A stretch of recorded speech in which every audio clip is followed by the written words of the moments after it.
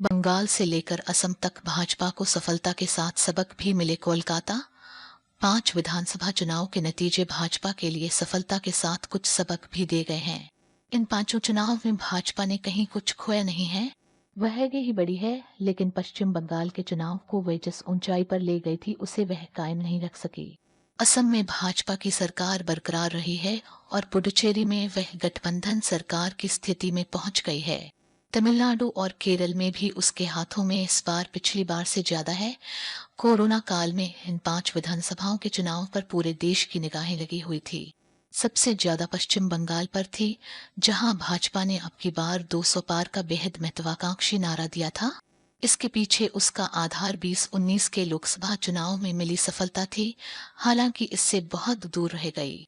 भाजपा ने यहां पर धुआंधार चुनाव अभियान चलाया था और चुनाव की कमान खुद अमित शाह संभाले हुए थे, जबकि ममता बनर्जी ने अकेले ही मोर्चा संभाला और भाजपा को बहुत दूर कर तीसरी बार अपनी सत्ता का रास्ता प्रशस्त किया। भाजपा नेतृत्व में पश्चिम बंगाल में सबसे दमदार चुनाव अभियान चलाया था। देश भर के नेताओं को उतारा था। तमाम केंद्रीय मंत्री एक एक विधानसभा की कमान संभाले हुए थे। इसके बावजूद ममता बनर्जी ने बड़ी जीत हासिल की है। हालांकि भाजपा का प्रदर्शन पिछली बार की 3 सीटों की तुलना में बहुत अच्छा कहा जाएगा, लेकिन उसके महत्वाकांक्षी दावे की तुलना में वह कम है। भाजपा के लिए सबसे अहम बात यह है कि उसने राज्य की राजनीति में कांग्रेस और वामपंथी दलों को लगभग बाहर कर दिया है और ममता बनर्जी के मुकाबले सीधे मैदान में है। उसकी ताकत ही इतनी बन गई है कि वह जमकर मुकाबला कर सकती है।